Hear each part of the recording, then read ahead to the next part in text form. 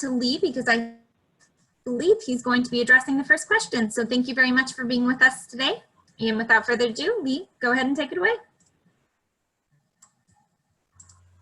Oh, he's muted. We need a new That's statement. going to be the statement of the year. You're muted, yeah. Right? Okay, well, I'll go ahead and address the first one while Lee fixes that. All right, so some of the questions are going to be addressed to you individually. Some of Can you hear me? Okay. Okay. Yes. Awesome. Okay, go ahead. Yes. Sorry about that. Thank you guys for joining us. I have to admit, being relatively new to Morgan Hill, from the Central Valley, I really didn't know what an open space authority was before this forum. So with that, how do you see the responsibility of an open space authority director, and what are your qualifications for filling the role? Alex, we'll go ahead and kick it off with you, please. You guys are breaking up. Is that for me or Alex? It'll be for both of you. I'll have Alex start and then you finish, Robert. You'll have 3 minutes. Go ahead, Alex. Okay. Well, my qualifications, I've been doing it now for 19 years, so I have a vague idea of what it does. We do have an open space authority. It's a preservation organization. We're a special district, like a water district, and our job is both having to do with urban open space, like city parks, helping city trails, as well as agriculture. Preserving agriculture is prime in our area, in my district. It is an ag district that has a long history, and we work very closely with the Farm Bureau and the cattlemen to make sure that people in the ag business can stay in the ag business and not have to sell out to, make room for homes or other development. We're not anti-development. It's just, it's important that our development be at the right place at the right time. Smart growth, if you will. Have I answered your question? Works for me. Wonderful. Robert, go ahead and jump in. Did you want me to repeat the question? I think basically what my qualifications are. Is that the idea? Lee? Yes. Okay. Yeah, you guys are coming across broken up, so I hope you can hear me properly. Okay, well, my name is Robert Howell. I've been, in the past, I've led Sierra Club trips. I've been on, I led one of the sections, backpacking section for many years, backpacked around the world, mostly California, and I decided to run for office kind of in general. And then some friends of mine said, well, why don't you run for open space, since I like the great outdoors. I've been running my own business now for the better part of almost 50 years. So I think I have a very solid fiscal base, managing a small company with a small number of people, which I'm assuming is a similar situation with the open space. And so anyway, I wanted to get involved with the community, and somebody suggested this particular role, and I looked into it a little bit. It looked interesting, and that's why I'm here. Thank you, Robert. Okay, great. Brittany, next question is yours. All right, the next question is going to be addressed to both of you. We'll start with Alex. How do you see the roles of open space, farming, and the need for housing coexisting together? Well, essentially the way it always has. Our quality of life has been good news and bad news. As you know, I'm a realtor, so I understand the need for housing, although I'm primarily a commercial realtor. There's plenty of land. People have to eat. One reason our quality of life has made housing so expensive is because there is a quality of life. People want to be here, and one reason they want to be here is because they like how we live, and it's more than our weather, and of course it's our economy. We have, for instance, in the realtors meeting, when an agent comes up with a new listing that's near open space, in view of open space, downwind of open space, anything near open space, it adds value. And so they do coexist. We just make sure that, again, that it's in balance. Morgan Hill is a great example. We had a lot of growth ordinances until recently and the town has changed, but it's going to continue to be Morgan Hill. Thank you. Robert, same question to you. Okay. Well, I live in the very beginnings of Almaden Valley, so I'm on the other end of the district. And over here, the open space areas are limited, and but I think they're pretty much cordoned off. So I don't think there's much of an issue right where I'm at. But between you go down, doesn't take too far down the road before you hit farmland. I have never personally farmed, but my family is very much involved with farming in Missouri. My father moved to California to start a farm and ended up starting an electronics business instead, which is what I do now. So I have kind of an empathy for farmers and the land and trying to earn a living the hard way. On the other hand, housing is obviously an issue, not counting the homeless situations. So the bottom line is the housing solution is not going to be solved by the Open Space Authority, but I think we need to make a major effort to make sure it doesn't get infringed on any more than it already is, if that makes any sense. May I? Infringed on, which infringed on, the housing or the open space? I think I'd rather have the housing figure out how to take what they already have and use it more efficiently, and not infringe any more on open space. I mean, there's got to be balance to everything, and since I'm new at this, I don't have all of the data points. But in general, I'm assuming that there's a very large area in San Jose that they're building large high rises on as we speak. I'm assuming that is certainly a part of an effort to prevent, more of a horizontal move. So, but that's partly why I'm here, is I like to make sure that the open space, stays that way. And farmers are sort of a separate issue. They need the land as well. One thing about living in downtown San Jose for a while, and you can, and I plant a tree, you can dig down an awful long way and hit primo dirt all the way. But my grandfather saw that. He thought it was a crime to build houses anywhere in San Jose. So anyway, so the open space needs to be maintained as much as possible. Thank you, Robert. I believe Lee has the next question. I do, and the question is for Robert. Robert, if elected, especially given the fact that this district is a heavily ag district, how would you work to advocate for the needs of South County on a board where most directors represent the northern portions of the county? Is that in regarding to the particular needs of from here to Morgan Hill in my particular district? Yeah, the particular needs of the district vis-a-vis the needs of the North County, where most of the board of directors come from on the Open Space Authority. Okay. The answer to that is you basically need to sit down and listen to every issue that comes up, listen to all sides, and make sure you can do a balanced decision based on the facts that are given. So at this point in time, that would be something I'd have to learn.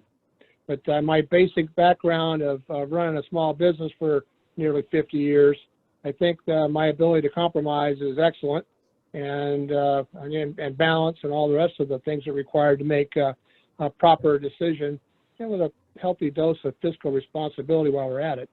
So at the end of the day, each issue needs to be looked at individually and decided how to handle it from there. So I hope that answers it in some form. Thank you. Brittany, I believe you're Thank next. you, Robert. Okay. Yes, I'm next, and this is going to be a question for both of you. I'll ask Alex to answer first. Why is the Open Space Authority important to the residents of Morgan Hill? What benefits to Morgan Hill residents do we see from the Open Space Authority? Well, most recent benefit is the city garden. Open Space Authority contributed to the effort of being able to move the garden where it is now from where it was because of the new station. But we've also contributed to the trail system around Morgan Hill. One of the favorites of mine and something I'm still working on is the El Toro Trail, the El Toro Loop Trail, that will start from the West Hills Church, and we've already bought some land and have made arrangements with 3 out of the 5 owners of the top of El Toro Mountain. Believe it or not, there's 5 properties that end up there. And once we get the other 2, we'll be able to have a loop trail that people in Morgan Hill have been waiting for a long time. And hopefully that'll come to fruition in my next 4 years. We've met with all of them. Some of them are a little easier to deal with than others, but we always purchase land from willing sellers and nothing else. We've never used condemnation in any form to do so.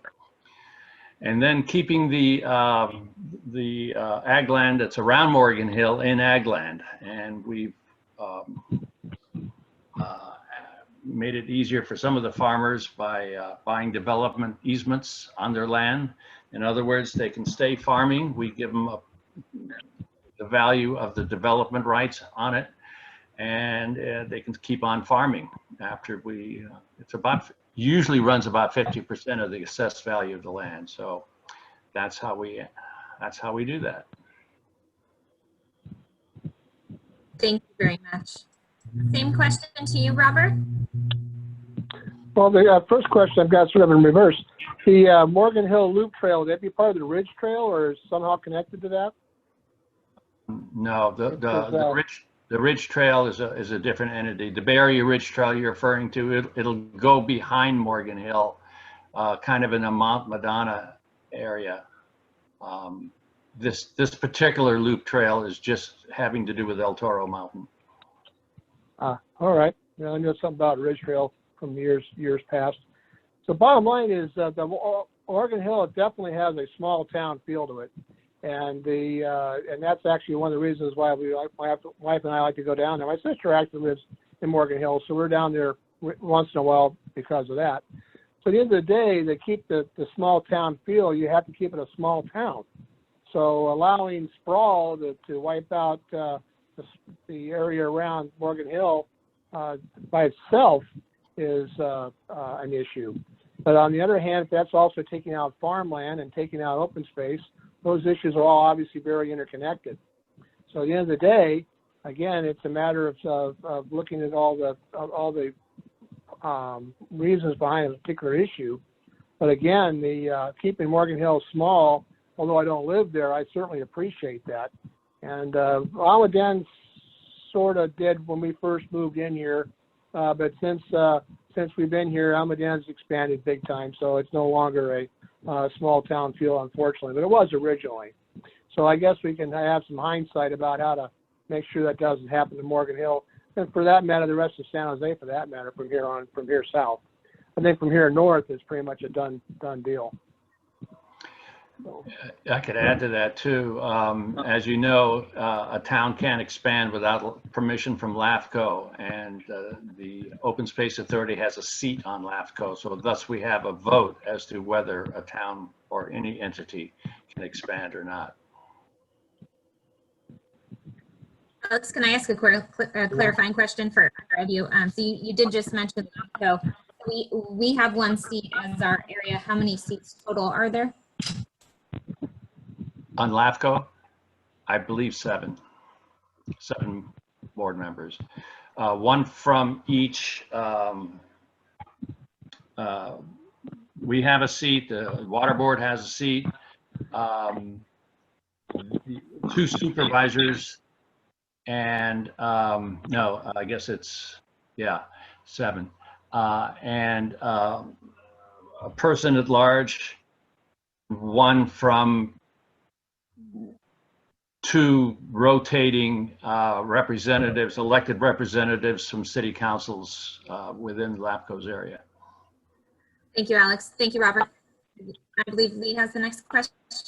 Yes, I do, and this question is for Alex. As the current director reporting at board meetings on having met with special interest groups such as Farm Bureau and realtors, what more will you do to engage with the general public, especially those not aware of the Open Space Authority and its mission of land protection and education and recreation? That's a good question, because when I first became a director, the Open Space Authority was the best kept secret in Santa Clara County. Now, not so much. We have Measure T, that's a continuation of our Measure Q, which is a funding measure for us. And we pass readily. Hopefully Measure T will pass as well.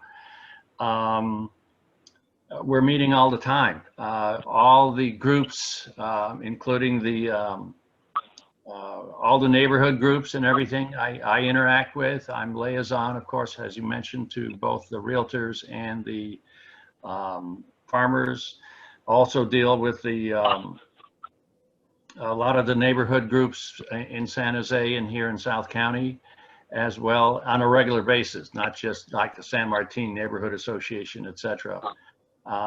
It's just ongoing. They know who we are, the people we interact with. The people who don't know who we are usually the newbies in the neighborhood, you know, who have moved in from Peoria or somewhere and don't know what an Open Space Authority is. Now, Alex, let's not make fun of people who just moved here from Stockton. I take that a little to heart. Just kidding. Just kidding. I know. That's okay. I used to fly out of Stockton, so. Great. Brittany, I believe you're next. Yes, thank you, Lee. Okay, this is going to be addressed to both of you. I'll go ahead and start with Robert first. What is your view on private property rights as it relates to open space and ag land preservation? What is your knowledge of the application of the Williamson Act in Santa Clara County? Well, bottom line is I think I'm a very strong advocate for owners' rights. So at the end of the day, property rights are, that's very solid with me. If the owner can negotiate to sell their property, that's one answer. But I was involved in one of the Sierra Club ugly situations where they went after somebody up in Humboldt area, and that was not the way to do things. If somebody has a piece of property that Open Space would like to acquire, and we're willing to offer a fair price or some other trade, maybe for some ground someplace else, in the case of a farmer, I'd be all for that. So, but property rights to me are a basic, constitutional right in general. So. Thank you, Robert. And then do you want to address the second part of the question, which is what is your knowledge of the application of the Williamson Act in Santa Clara County? Well, I'm going to have to research that one. I have no idea. Okay, no problem. Thank you very much. Okay, same question to you, Alex. So we've never, ever purchased anything from other than a willing seller. We've even been approached to a voluntary condemnation, which is it's a tax benefit for a seller who's taken over, and we won't do it. And we just never have, never will. But we have agreed to, on one occasion, instead of a 1031 exchange, we've agreed to a 1033 exchange, which allows the seller to take longer than the regular 6 months 90 days and 6 months to find a new property and close on it. As far as the Williamson Act has changed over the years. The requirements seem to be changing literally since since Governor Brown has put the done away with our growth ordinances, and that has affected the Williamson Act. But the Williamson Act is still in effect for somebody who wants to save the taxes, and as well they should. It's a preservation item for agriculture, so we're totally in agreement with that. And as far as property rights, I wouldn't have lasted as a realtor for the last 40 years had I not agreed with people's property rights. I agree very strongly with. If it's yours, you should do what you want to do with it, as long as it's within the confines of the law. Thank you both very much. And I believe Lee is going to ask our final question.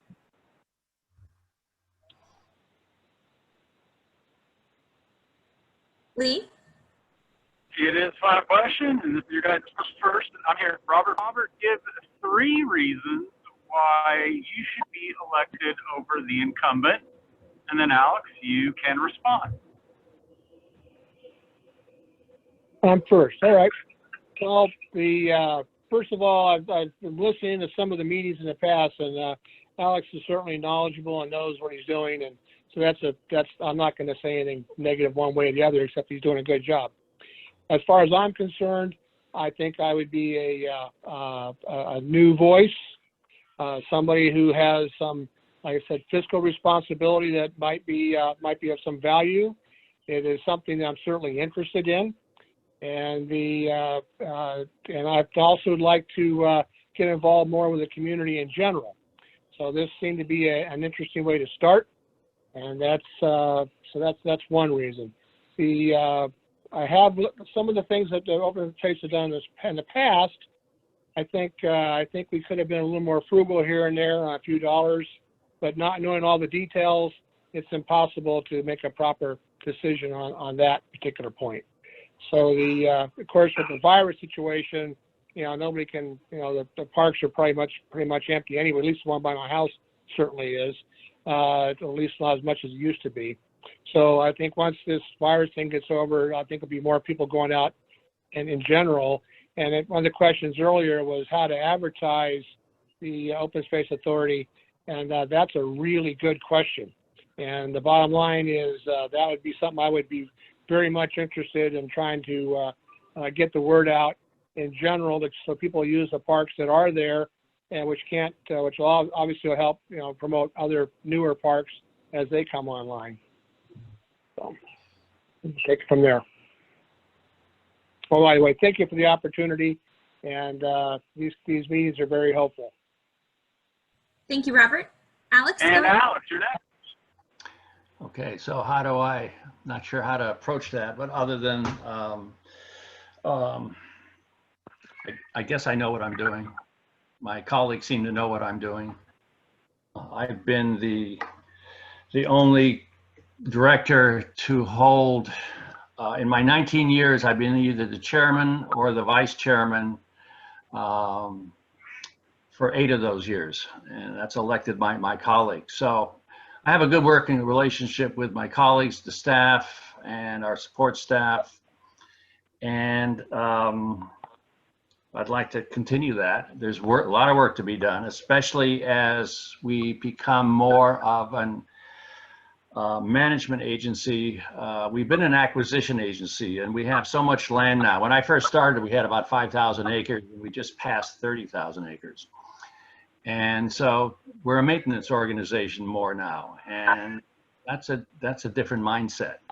I believe that the people who pay for the Open Space Authority, the voters, should be able to use it. And I've been pushing for more quicker opening of preserves.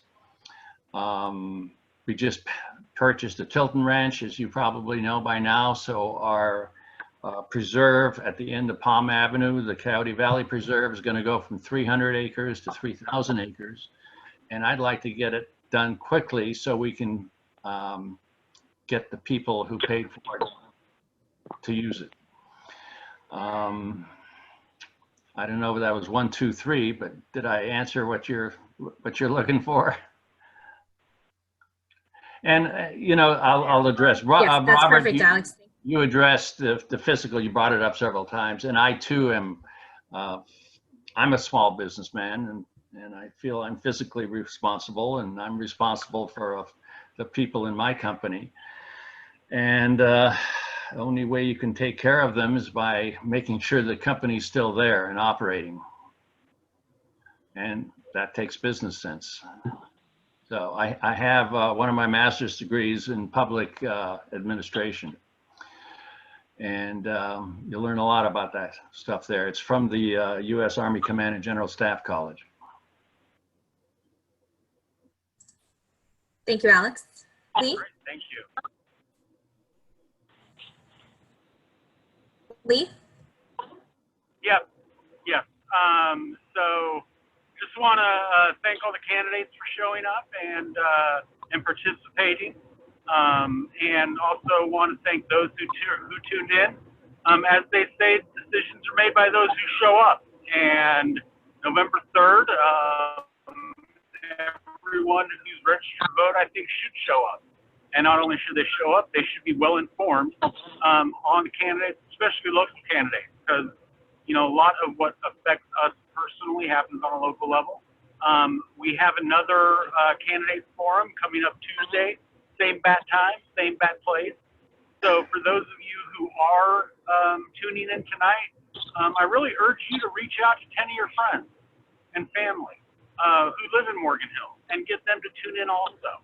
Because the more people we have listening to candidates, learning about the issues, I think a better Morgan Hill will have.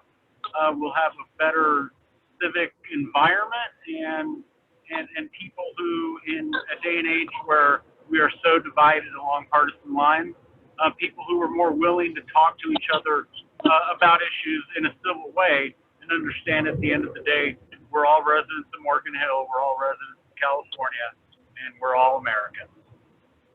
Yep, for that. And you're showing your bat age, Nevis, Lee. Brittany's wondering what the heck we're talking about, but Well, that you had wraps to up be my- there. The greatest TV series of all time. Probably. And like my wife and I like to say, if you remember the 60s, you weren't there. Thank you, everyone, for participating. That wraps up our night 1 of the candidate forum. Please join us for night 2 on Thursday, 6 p.m. We'll be joined by Larry, Julie Rea, Gino Borgioli, Adam Escoto, Mary Patterson, Ivan Rosales Montes, and Pam Teresi. Thank you, everyone. Have a nice evening. We'll see you on Thursday. All-star cast. Thank you, Brittany. Thank you. Thank you.